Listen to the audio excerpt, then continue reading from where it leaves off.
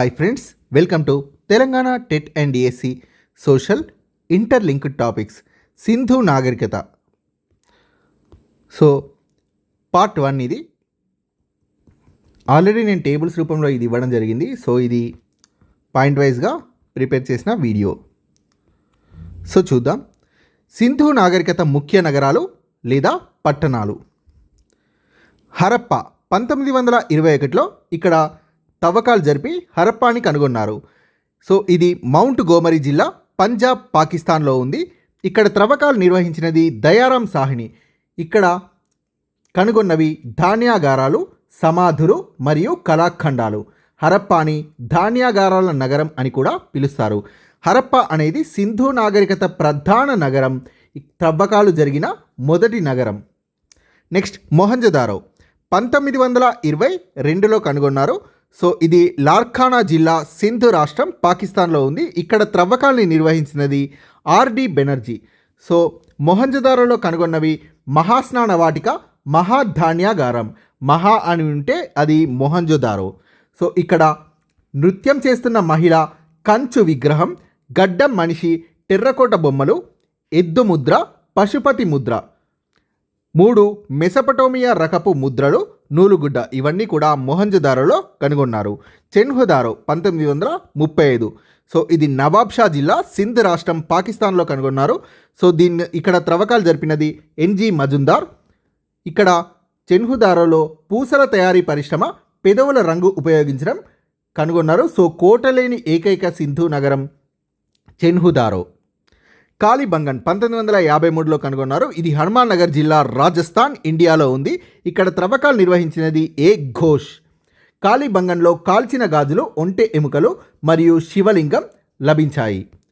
Next Ropar 1953లో కనుగొన్నారు. రూప్నగర్ జిల్లా, పంజాబ్లో ఉంది. సో రోపార్ వద్ద త్రవ్వకాలు జరిపినది వైడి శర్మ. సో రోపార్లో కనుగొన్నవి పూర్వ హరప్ప అవశేషాలు, కోడిగుడ్డు ఆకారంలో సమాధులు, కుక్క సమాధి. సో వీటన్నిటిని రోపార్లో కనుగొన్నారు. నెక్స్ట్ లోథాల్ 1954లో కనుగొన్నారు. అహ్మదాబాద్ జిల్లా, గుజరాత్లో ఉంది లోథాల్ అనేది. సో ఎస్ఆర్ రావ్ ఇక్కడ త్రవ్వకాలు నిర్వహించారు. ఇక్కడ లోథాల్లో పూసల తయారీ పరిశ్రమ, ఓడరేవు, బటన్ ముద్ర చిత్రాలతో గల కూజ, యజ్ఞ వేదికలు మరియు వరి పండించిన ఆధారాల్ని లోథాల్లో కనుగొన్నారు. క్రీస్తుపూర్వం 1800 కాలానికి చెందిన వరి పండించిన ఆధారాల్ని లోథాల్లో కనుగొన్నారు. నెక్స్ట్ సుర్కోటడా 1964లో కనుగొన్నారు. కచ్ జిల్లా, గుజరాత్లో ఉంది సుర్కోటడా. సో ఇక్కడ త్రవ్వకాలు నిర్వహించినది జగపతి జోషి. సో సుర్కోటడాలో గుర్రం ఎముకలు దొరికాయి. గుర్రం ఎముకలు దొరికిన ఏకైక నగరం, ఒకే ఒక్క నగరం సుర్కోటడా. బన్వాలి 1973, ఫతేబాద్ జిల్లా, హర్యానా, ఇండియా. సో ఇక్కడ త్రవ్వకాలు నిర్వహించినది ఆర్ఎస్ బిస్త్. ఇక్కడ బన్వాలీలో బార్లీ మరియు మట్టితో చేసిన నాగలి బొమ్మలు లభించాయి. సింధు నాగరికత లేదా హరప్పా నాగరికత భారత్లోని తొలి నాగరికత. సింధు నాగరికతకు సంబంధించిన ఆధారాలు మొదటగా 1921లో హరప్పా వద్ద బయటపడ్డాయి. తవ్వకాలు మొదటగా హరప్పా వద్ద జరగడం వల్ల దీన్ని హరప్పా నాగరికత అంటారు. తర్వాత పురావస్తు శాస్త్రజ్ఞులు జరిపిన తవ్వకాల్లో ఈ నాగరికతకు సంబంధించిన ప్రాంతాలు సింధు మరియు దాని ఉపనదుల పరివాహక ప్రాంతంలో విస్తరించి ఉండడం వల్ల దాన్ని సింధులోయ నాగరికత అంటున్నారు. మొహంజదారో, హరప్పా, చెన్హుదారో, కాలిబంగన్, లోథాల్, ధోలవీరా, రోపార్ మరియు దైమాబాద్లో సింధు లేదా హరప్పా నాగరికతలోని ముఖ్యమైన కేంద్రాలు.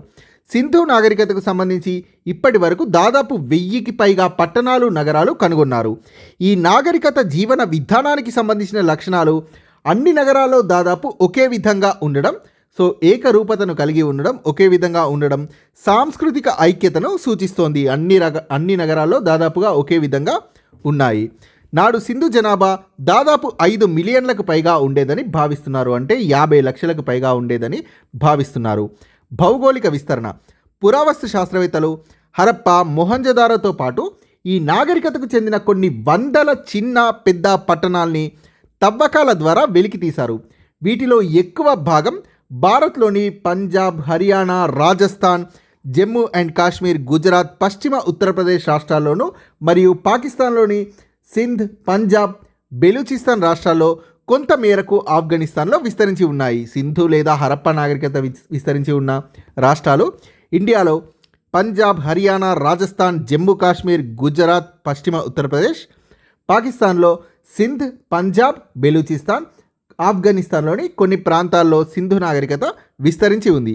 ఇటీవల జరిగిన తవ్వకాల వల్ల ఉత్తరాన ఆఫ్ఘనిస్తాన్లోని షోరుగై మొదలుకొని దక్షిణాన మహారాష్ట్రలోని దైమాబాద్ వరకు, పశ్చిమాన పాకిస్తాన్ ఇరాన్ సరిహద్దుల్లోని సుట్కా జిందూర్ మొదలు తూర్పున ఉత్తరప్రదేశ్లోని అలంగీర్పూర్ వరకు నాగరికత విస్తరించిందని తెలుస్తోంది.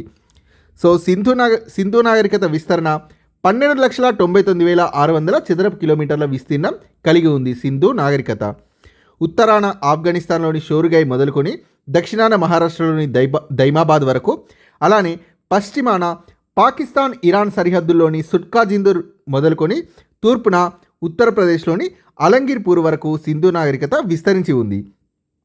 సింధు నాగరికత 12,99,600 చదరపు కిలోమీటర్ల విస్తీర్ణం కలిగి పాకిస్తాన్ కంటే విశాలమైందిగానే కాక ప్రాచీన ఈజిప్ట్, మెసపటోమియా నాగరికతల కంటే కూడా విశాలమైందిగా ప్రసిద్ధి చెందింది. కాల నిర్ణయం. సింధు నాగరికత కాల నిర్ణయంపై పురావస్తు శాస్త్రజ్ఞులు వివిధ రకాల అభిప్రాయాలు తెలిపారు. సింధు నాగరికత క్రీస్తుపూర్వం 2005 నుండి 500 నుండి 1750 మధ్యకాలంలో విరాజిల్లిందని మార్టిమర్ వీలర్ అభిప్రాయపడగా, ఎఫ్ఆర్ అలిసిన్ క్రీస్తుపూర్వం 2150 నుండి క్రీస్తుపూర్వం 1700 మధ్య ఉండేదని తెలిపారు. డాక్టర్ చార్లెస్ ఫ్యాబ్రీ క్రీస్తుపూర్వం 2800 నుండి క్రీస్తుపూర్వం 2500 వరకని, ఎస్ఆర్ రావు క్రీస్తుపూర్వం 2500 నుండి క్రీస్తుపూర్వం 1500 మధ్యకాలంగా నిర్ణయించాడు. అయితే కార్బన్ 14 పద్ధతి, వృక్ష వలయాల నిర్ధారణ పద్ధతి అంటే క్రోనాలజీ లాంటి శాస్త్రీయ పద్ధతుల ద్వారా ఈ నాగరికత క్రీస్తుపూర్వం 2300 నుండి క్రీస్తుపూర్వం 1700 వరకు మధ్యకాలం నాటిదిగా నిర్ధారించారు. దీన్ని దాదాపుగా అందరూ అంగీకరించారు. 2300 నుంచి 1700 మధ్యకాలం క్రీస్తుపూర్వం. సో సింధు నాగరికత కాల నిర్ణయం మార్టిమర్ వీలర్ ప్రకారం, సో అన్నీ కూడా క్రీస్తుపూర్వం నుండి క్రీస్తుపూర్వం వరకే. మార్టిమర్ వీలర్ ప్రకారం 2500 నుంచి 1750, ఎఫ్ఆర్ ఆలిసిన్ ప్రకారం 2150 నుంచి 1500, డాక్టర్ చార్లెస్ ఫ్యాబ్రీ ప్రకారం 2800 నుండి 2500, ఎస్ఆర్ రావు ప్రకారం 2500 నుంచి 1500. శాస్త్రీయ పద్ధతులైన కార్బన్ 14 పద్ధతి, డెండ్రోక్రోనాలజీ అంటే వృక్ష వలయాల నిర్ధారణ పద్ధతి ప్రకారం 2300 నుంచి 1700 మధ్య. సో అందరూ అంగీకరించిన పద్ధతి ఇది. కార్బన్ 14 పద్ధతి లేదా కార్బన్ 14 పద్ధతి మరియు డెండ్రోక్రోనాలజీ వృక్ష వలయాల నిర్ధారణ పద్ధతి ద్వారా 2300 నుంచి 1700 మధ్య కాలాన్ని సింధు నాగరికత కాలంగా నిర్ధారించారు. హరప్పా నాగరికత మొత్తం కాలాన్ని 4 దశలుగా విభజించారు.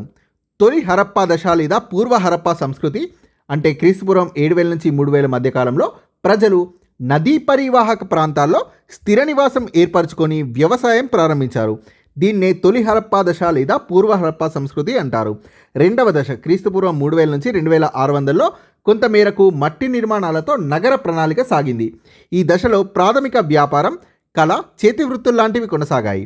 మూడవ దశ లేదా హరప్పా ఉజ్వల దశ, ఇది క్రీస్తుపూర్వం 2600 నుంచి 1900లో కాల్చిన ఇటుకలతో నిర్మాణాలు చేశారు. పటిష్టమైన నగర నిర్మాణాల్ని సాగించారు. విదేశీ వాణిజ్యం, వివిధ చేతి వృత్తులు అమలయ్యాయి. నాలుగవ దశ లేదా తుది హరప్పా దశ క్రీస్తుపూర్వం 1900 నుంచి 1750లో నాగరికత అంతం కావడం ప్రారంభమైంది. వ్యాపారం అంతరించింది, నగరాలు వాటి ఉనికి కోల్పోయాయి. సో హరప్పా నాగరికత 4 దశలు. తొలి హరప్పా దశ లేదా పూర్వ హరప్పా సంస్కృతి క్రీస్తుపూర్వం 7000 నుంచి 3000 వరకు, సో అన్నీ కూడా క్రీస్తుపూర్వాలే. సో మొదటి దశ తొలి హరప్పా దశ లేదా పూర్వ హరప్పా సంస్కృతిలో నదీ పరివాహక ప్రాంతాల్లో స్థిర నివాసం ఏర్పరచుకున్నారు, వ్యవసాయం ప్రారంభమైంది. రెండవ దశ క్రీస్తుపూర్వం 3000 నుంచి 2600 మధ్య కొంతమేరకు మట్టి నిర్మాణాలతో నగర ప్రణాళిక సాగింది. ప్రాథమిక వ్యాపారం, కళా, చేతి వృత్తులు ప్రారంభమయ్యాయి. మూడవ దశ లేదా హరప్పా ఉజ్వల దశ క్రీస్తుపూర్వం 2600 నుంచి 1900 మధ్య కాల్చిన ఇటుకలతో నిర్మాణాలు చేశారు, పటిష్టమైన నగరాన్ని నిర్మించారు, విదేశీ వాణిజ్యం, వివిధ చేతి వృత్తులు అమలయ్యాయి.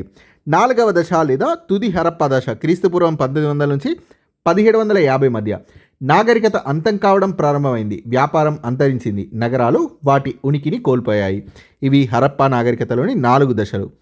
పూర్వ హరప్పా సంస్కృతి పూర్వ హరప్పా సంస్కృతి కాలంలో ప్రజలు తూర్పు బెలూచిస్తాన్ ప్రాంతంలో స్థిర నివాసం ఏర్పరచుకున్నారు. గ్రామాలు ఏర్పడి ప్రజలు వ్యవసాయాన్ని మొదలుపెట్టారు.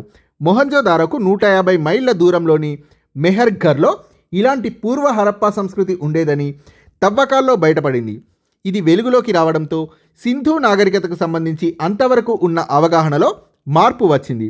మెహర్ఘర్లో దాదాపు క్రీస్తుపూర్వం 7000 సంవత్సరాలకు పూర్వమే వ్యవసాయం, పశుపోషణ చేసినట్లు ఆధారాలు బయలుపడ్డాయి. మెహర్ఘర్లో దాదాపు క్రీస్తుపూర్వం 7000 సంవత్సరాలకు పూర్వమే వారు వ్యవసాయం చేసి గోధుమ రకాల పంటల్ని పండించినట్లు తెలిసింది. చక్కటి కుండలు, కొన్ని రాగి పరికరాలు, ఇతర వస్తు సముదాయాలు కూడా ఇక్కడ బయటపడడం వల్ల వీటిని సింధు నాగరికతకు మూలాలుగా పురావస్తు శాస్త్రవేత్తలు గుర్తించారు. కాలగమనంలో ఈ సంస్కృతి రూపాంతరం చెంది సింధు నాగరికతగా మార్పు చెందింది. సింధు లిపి. సింధు ప్రజలు లిపిని ఉపయోగించారు. వీరి లిపిని సాధారణంగా ముద్రికలపైన, కొన్ని రాగి పరికరాలపై, కుండలపై, కొన్ని ఆభరణాలపై మరియు సైన్ బోర్డ్స్ అంటే గుర్తింపు బోర్డులపై గుర్తించారు.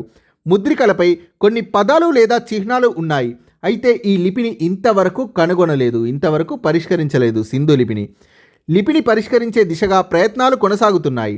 చరిత్రకారులు లిపిలో భాగంగా 375 నుంచి 410 వరకు గల వివిధ రకాల చిహ్నాల్ని గుర్తించడం జరిగింది. ఇవి అక్షరాల సమన్వితం కాకుండా బొమ్మల రూపంలో లేదా సంకేతాల రూపంలో ఉన్నాయి. సో ఇక్కడ వీళ్ళది బొమ్మల లిపి. సింధు నాగరికతలో వీళ్ళు ఉపయోగించినది బొమ్మల లిపి. సో వీటిని ఇంతవరకు గుర్తించలేకపోవడానికి కారణం ఇవి చాలా తక్కువ సంఖ్యలో వీరి యొక్క లిపి అనేది దొరికింది. సో ఎక్కువ సంఖ్యలో లభించి ఉంటే కనుగొనేవారు. సో చాలా తక్కువ సంఖ్యలో లభించాయి వీళ్ళ యొక్క లిపికి సంబంధించిన ఆధారాలు. కొన్ని ముద్రికల్లో వాటిని కుడి నుంచి ఎడమకు రాస్తే, మరికొన్నింట్లో ఎడమ నుంచి కుడివైపుకి రాయడం జరిగింది. బహుశా ఈ ముద్రికల్ని వ్యాపార అవసరాల కోసం వీరు ఉపయోగించి ఉండవచ్చు. ప్రముఖ భారతీయ పురావస్తు శాస్త్రవేత్త ఎస్ఆర్ రావు సింధు లిపికి బ్రాహ్మీ లిపికి సంబంధం ఉందని అభిప్రాయపడ్డారు. హరప్పా లిపిని ద్రావిడ లిపి అని, ప్రోటో ద్రావిడ లిపి అని కొందరు పండితులు, సంస్కృతమని మరికొందరు, సో ద్రావిడ లిపి అని, ప్రోటో ద్రావిడ లిపి అని కొందరు పండితులు, సంస్కృతమని మరికొందరు, సుమేరియన్ లిపి అని ఇంకొందరు అభిప్రాయపడ్డారు. అయితే ఇవేవి కూడా సంతృప్తికరమైన అభిప్రాయాలు కావు. సింధు లిపిని చదవలేకపోవడం వల్ల వారు సాహిత్యానికి చేసిన సేవని, వారి ఆలోచనలు, నమ్మకాల్ని తెలుసుకోలేకపోతున్నాం. ముద్రికలు. హరప్పా ప్రజలు వివిధ రకాల ముద్రికల్ని వాడారు. సుమారు 2000 ముద్రికలు వివిధ ప్రాంతాల్లో త్రవ్వకాల్లో లభించాయి. ముద్రికలు సాధారణంగా చతురస్రాకారంలో ఉండి స్టియటైట్ లేదా స్టీటైట్తో తయారు చేయబడ్డాయి ముద్రికలు అనేవి. ఈ ముద్రికలపైన వివిధ రకాల జంతువుల బొమ్మలతో పాటు సింధు లిపి గుర్తులు కూడా ఉన్నాయి. మూపురం కలిగిన ఎద్దు, దాని మెడ నుంచి కిందికి వేలాడుతున్న చర్మం, వెడల్పైన కొమ్ములతో చెక్కబడ్డ ముద్రిక ప్రత్యేకతను సంతరించుకుంది. కొమ్ములున్న శిరోవేష్టనం ధరించిన పురుష దేవత ఉన్న ఒక ముద్రిక ప్రధానమైంది. ఎగ్జామ్లో చాలాసార్లు అడిగిన బెట్ ఇది. ఈ దేవత, పురుష దేవత 3 తలల్ని కలిగి ఉంది. 3 తలల్ని కలిగి యోగముద్రలో ఆసీనమై ఏనుగు, పులి, ఖడ్గమృగం, గేదె అనే 4 జంతువులు చుట్టూ కలిగి ఉంది. దీన్ని చాలామంది చరిత్రకారులు పశుపతి లేదా శివుడిగా భావించారు. సో ఈ 4 ఆప్షన్స్ ఇచ్చి ఈ క్రింది వాటిలో పురుష దేవత చుట్టూ ఉన్న జంతువుల్లో సరికానిది అని అడిగారు. సో చాలాసార్లు అడిగారు ఈ ఎగ్జామ్స్లో. సో ఇక్కడ పులి బదులు సింహం కానీ ఇచ్చారు, లేదా గేదె బదులు వేరే జంతువుని ఇవ్వడం జరిగింది, ఆవు, ఎద్దు ఇలా. సో గుర్తుపెట్టుకోండి, ఏనుగు, పులి, ఖడ్గమృగం, గేదె అనే 4 జంతువులు పురుష దేవత చుట్టూ ఉన్నారు. సో దీన్ని చాలామంది చరిత్రకారులు పశుపతి లేదా శివుడిగా భావించారు. పట్టణ ప్రణాళిక. పురావస్తు ఆధారాలు, ప్రత్యేకించి కట్టడ శిథిలాలు సింధు నాగరికతకు సంబంధించి ఎన్నో విషయాల్ని వెలుగులోకి తెచ్చాయి. నగరాలు, పట్టణాలు అభివృద్ధి చెందడం అనేది హరప్పా నాగరికతలోని ప్రధాన అంశం. హరప్పా నాగరికత అంటేనే పట్టణ నాగరికత. ఆర్య నాగరికత అంటే ఆర్యలది గ్రామీణ నాగరికత. సో నెక్స్ట్ క్లాసెస్లో ఆర్య నాగరికత చూద్దాం. సో మిగులు వ్యవసాయ ఉత్పత్తుల వల్లనే నగరీకరణ సాధ్యం అవుతుంది. మొహంజోదారో, హరప్పా, చెన్హుదారో, లోథాల్ ఇతర నగరాలు భారత్లో తొలి పట్టణీకరణకు అద్దం పడుతున్నాయి. సింధు నాగరికతలో నగర నిర్మాణం అనేది ఒక ప్రత్యేక అంశంగా చెప్పవచ్చు. స్వల్పమైన తేడాలున్న సింధు నాగరికత ప్రధాన నగరాల్లో దాదాపుగా ఒకే రకమైన నగర నిర్మాణ పద్ధతుల్ని చేపట్టారు. నెక్స్ట్ కోట ప్రాంతం. హరప్పా, మొహంజోదారోలోని కట్టడాలు పెద్దగా ఆకర్షణీయంగా ఉన్నాయి. వారి యొక్క నగర ప్రణాళిక ద్వారా నాటి నగర జీవితం గురించి ఖచ్చితమైన అభిప్రాయాలు ఏర్పరచుకునేందుకు వీలు అవుతుంది. హరప్పా మొహంజదారో నగరాల్లో పశ్చిమ దిశలో కోటలు ప్రహారాలు ఉన్నాయి. హరప్పా మొహంజదారో నగరాల్లో కోటలు ప్రహారీలు పశ్చిమ దిశలో ఉన్నాయి. కోటలు పశ్చిమం వైపుకి ద్వారం కలిగి ఉండేవి. ఇవి విపత్కర సమయాల్లో ప్రజలకు రక్షణ కల్పించేవి. మిగతా సమయాల్లో సామాజిక కేంద్రాలుగా ఇవి ఉపయోగపడేవి. తవ్వకాల్లో బయలుపడ్డ ఈ పెద్ద కోటల వల్ల నాడు కేంద్రీకృత పరిపాలనా వ్యవస్థ ఉన్నట్లు భావించవచ్చు. కేంద్రీకృత పరిపాలనా వ్యవస్థ అంటే అధికారాలన్నీ ఒక్కరి దగ్గరే కేంద్రీకృతమై ఉండడం. ప్రముఖ ప్రజా సంబంధిత కట్టడాలు కోట లోపల ఉన్నాయి. ఈ రెండు నగరాల్లో అంటే హరప్పా మొహంజదారో నగరాల్లో కోటకు దిగువ ప్రాంతంలో తూర్పు వైపున నివాస ప్రాంతం ఉంది. హరప్పాలోని కోట 1400 అడుగుల పొడవు, 600 అడుగుల వెడల్పుతో 40 అడుగుల ఎత్తుని కలిగి ఉంది. హరప్పాలోని కోటగోడ పునాదుల వద్ద 45 అడుగుల వెడల్పు మేర ఇటుకల్ని ఉపయోగించారు. మొహంజదారోలోని కోట పెద్ద భవనాల్ని కలిగి ఉంది. కొలతల్లో తేడా ఉన్న మిగతా సింధు నగరాల్లో కూడా ఇలాంటి కోట నిర్మాణ ప్రాంతాలే కనబడతాయి. కాళీబంగన్లో హరప్పాలాగే కోట దిగువన నివాస ప్రాంతం ఉంది. అయితే చెన్హుదారోలో మాత్రం కోట లేదు. హరప్పా మొహంజదారో నగరాల్లోని ప్రధాన వీధులు ఉత్తరం నుండి దక్షిణానికి, వాటికి అనుబంధంగా ఉపవీధుల్ని తూర్పు నుండి పడమరకు నిర్మించారు. మొహంజదారో, హరప్పా నగరాల్లో ఒక క్రమ పద్ధతి గల గ్రిడ్ పద్ధతిలో రహదారుల్ని నిర్మించారు. రహదారి సూత్రాల మేరకే వాహనాలు సులభంగా తిరిగేందుకు వీలుగా రహదారుల్ని నిర్మించారు. రహదారి సూత్రాల మేరకు పశ్చిమ కూడలి ప్రాంతం తప్ప మిగతా అంతా ప్రత్యేక నివాసాలుగా ఏర్పాటు చేశారు. ఒకే పరిమాణం గల ఇటుకల్ని భవన నిర్మాణంలో ఉపయోగించారు. నిర్మాణాల్లో రాయి, చెక్క కూడా ఉపయోగించారు. లోతట్టు ప్రాంతాల్లో ఎత్తైన వేదికలపై నిర్మాణాలు చేశారు. So thank you friends. మీకు కనుక వీడియో నచ్చినట్టయితే ప్లీజ్ లైక్ చేయండి, షేర్ చేయండి, ఛానల్ని సబ్స్క్రైబ్ చేసుకోండి ఫ్రెండ్స్. Thank you.